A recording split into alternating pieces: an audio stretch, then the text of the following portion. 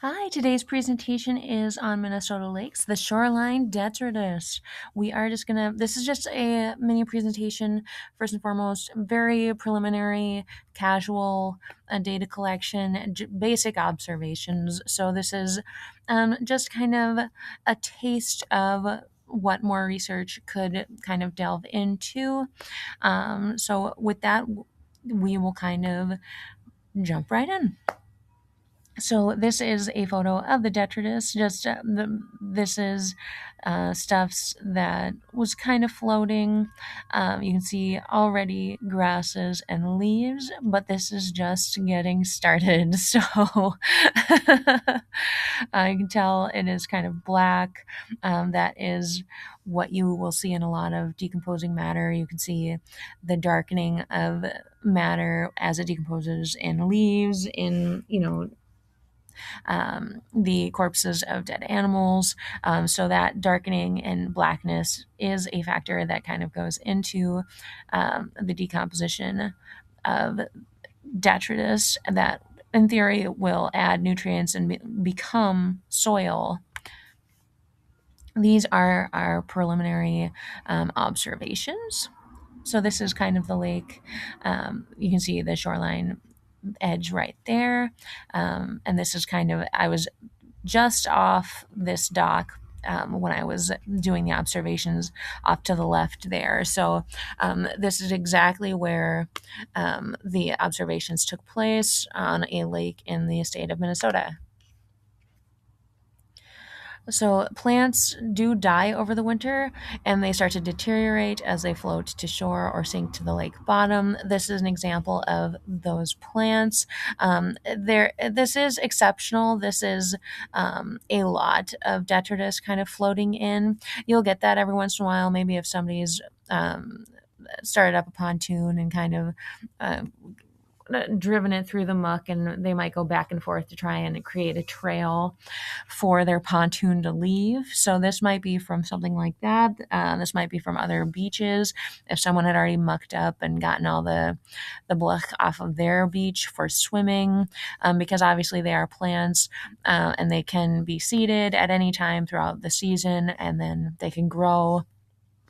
And this is spring, moving into summer when I went and took the photos. So it definitely could have been something that someone had pulled up. Otherwise, a lot of these plants, in theory, would have still been rooted and in the earth. So it seems exceptional to have all of this wash up on the shore. But this is kind of an example. You can see greens and yellows of dead plants that might have been frozen in the winter, and they are now washing to shore. Detritus can accumulate in different patterns, no doubt due to the shifting geography of the bottom of the body of water. I tried to get photos, and you can see some of them. The water is reflective, it's a reflective surface, and so it was a little more difficult to get quality photos. I tried to be my own shade with middling results.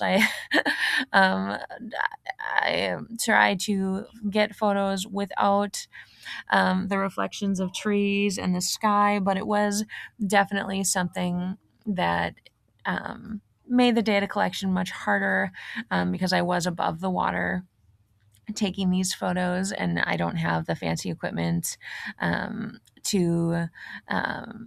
I didn't have the equipment available to take these photos underwater or something like that. But that could be something. This one again was very casual, but you can see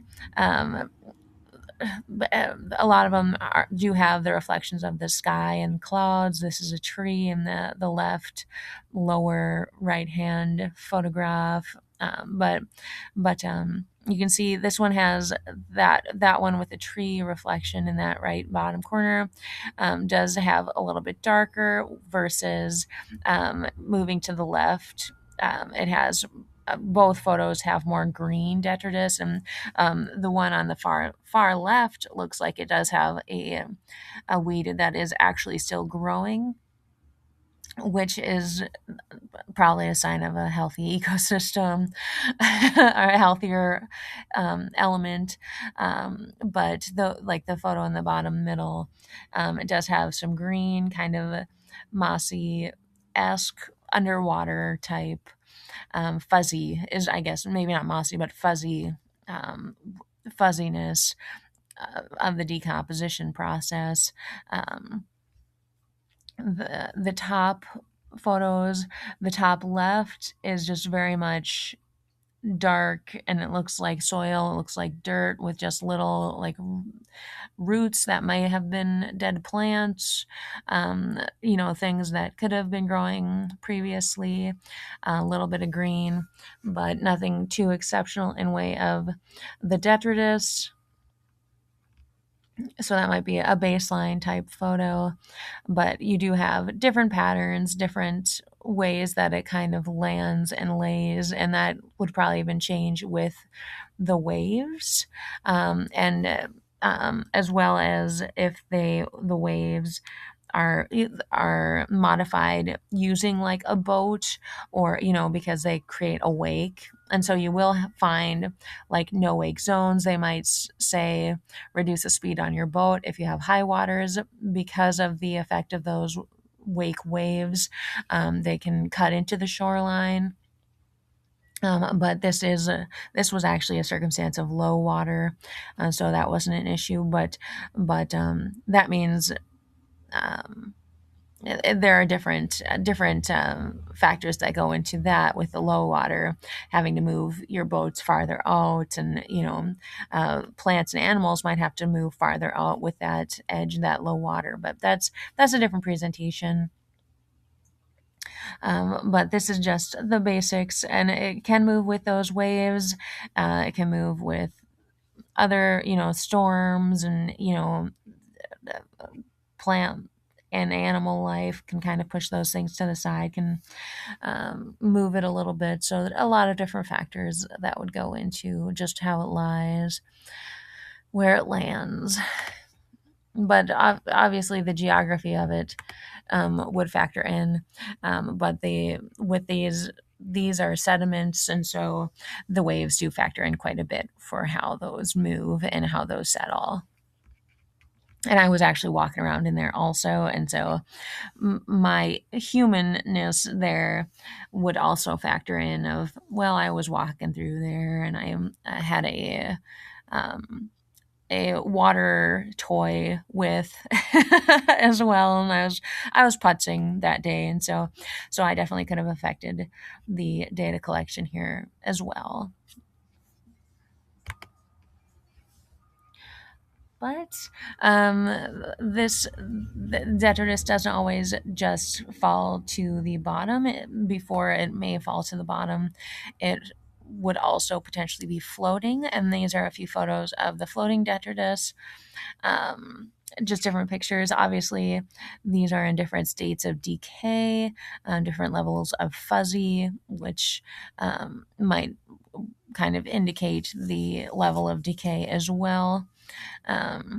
But some of it is floating above the water versus the one on the photo on the far right. Top has a little bit more underwater, which might indicate a difference, a slight subtle difference in density.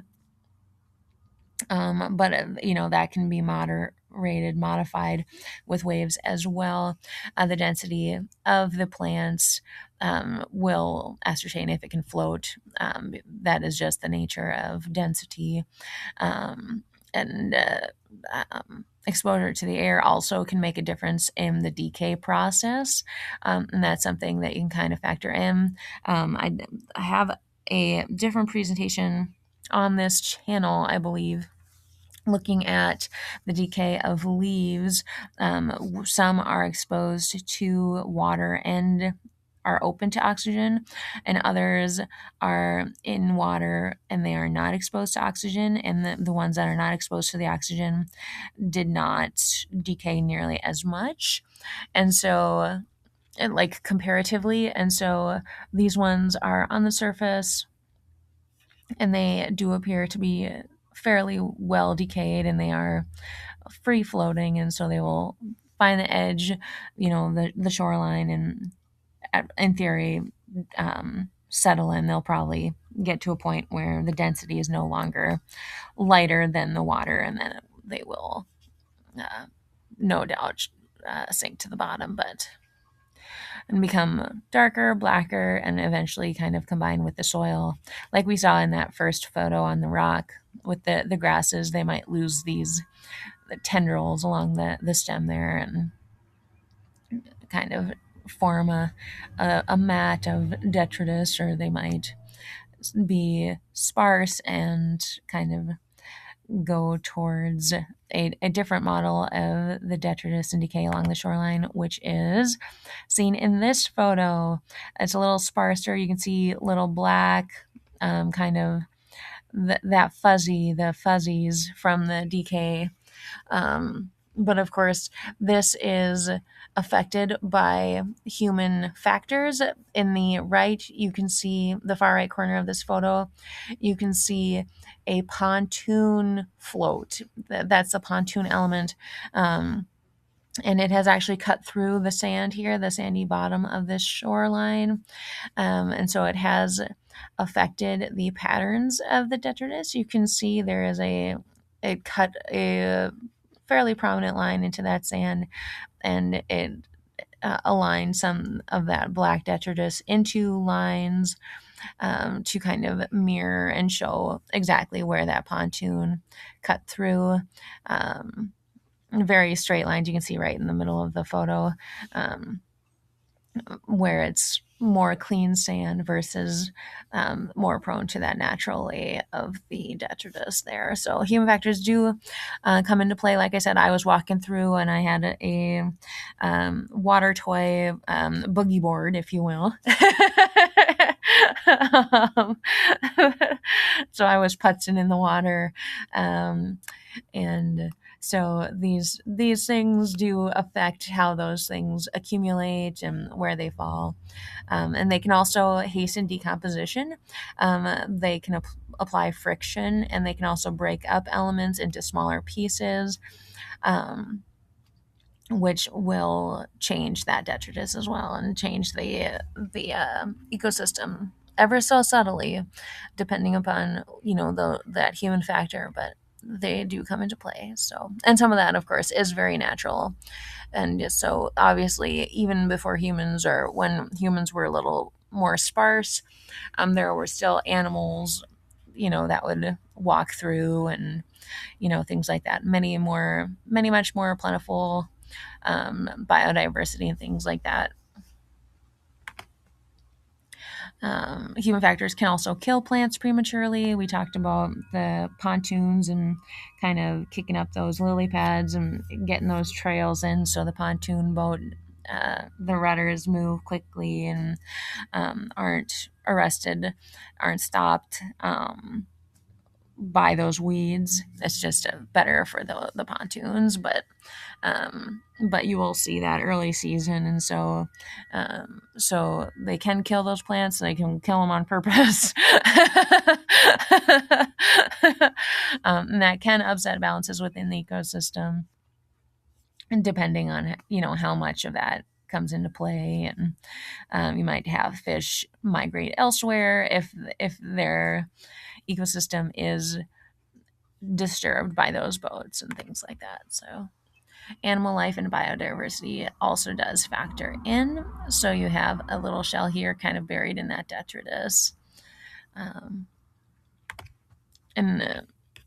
it's difficult. I don't have those fancy cameras that track the wildlife in that area to be able to get. That would be a fun project, though, just to get like a trail cam and document whatever animals are coming through. But still pretty cool to kind of see the shells. And I did sit. We have a couple beavers in that area that'll swim through.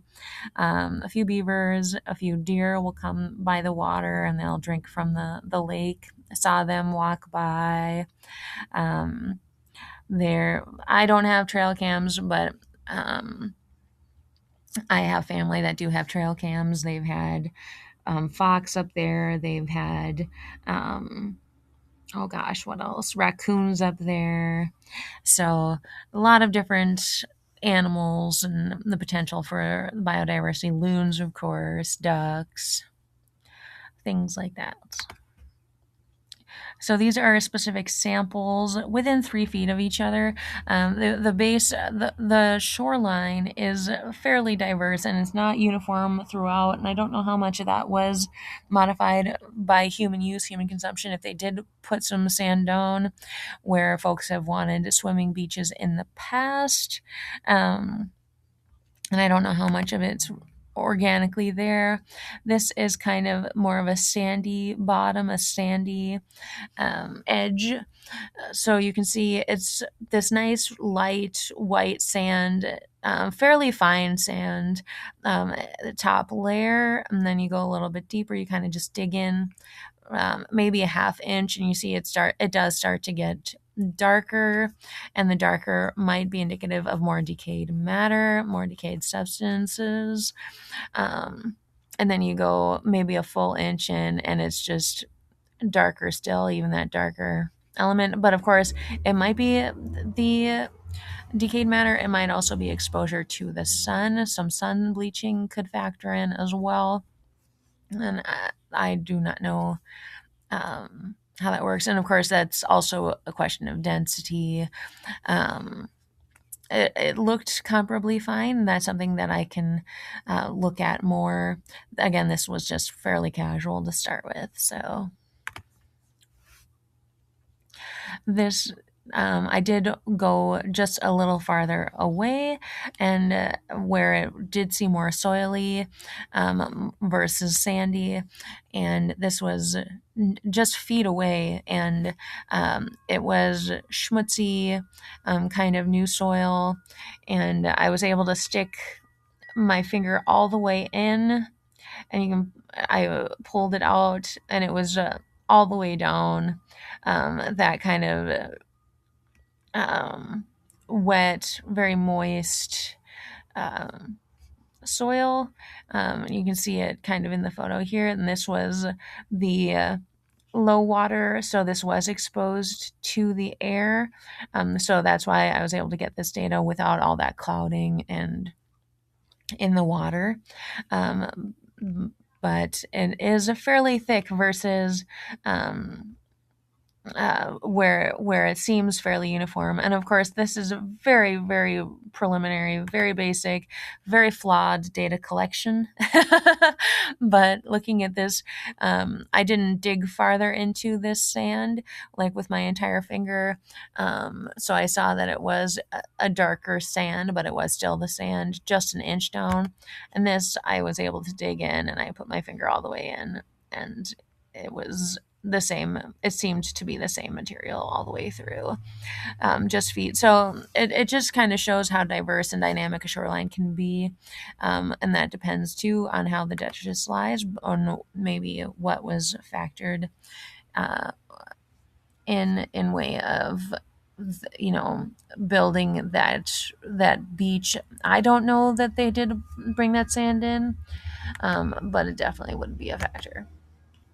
And this is kind of what that soil, I'm calling it quote unquote soil, is. And I think it's just decayed detritus that has piled up. It is kind of thicker. It's got chunks. It's clearly decayed matter, to the extent of I can't argue for sure. I don't have a microscope at this time, and so I was actually this a side story. I was gonna get something fancier, and I haven't gotten it yet. So I don't actually have the microscope. Perhaps not the most relevant aside, but I don't have one right now. But that is something that would be an interesting research project to kind of look and see what you can see in the photos. there are leaves kind of intermixed. You can see twigs and kind of different elements, but that is definitely a different type of mud, I should think, than what you might see in other environments. So I believe that is organic matter, and it's a different makeup than what you might see on land, but it is kind of forming that lake bottom, and it is a new type of lake soil. So the decaying matter becomes soil and should be bountiful in supplementing nutrients to the ecosystem with help of fecal matter left by decomposers. And so those, in theory, um, obviously decomposers can be elements such as friction from the water, the sunshine, the heat, things like that. But also, those are decomposing elements, but also bugs and critters that might eat decaying matter. And obviously, this is an edge, and so edges are bountiful areas for bugs to lay their eggs and to grow. And so I cannot attest to how much they might factor into the decaying process with these particular plants. But are there any questions?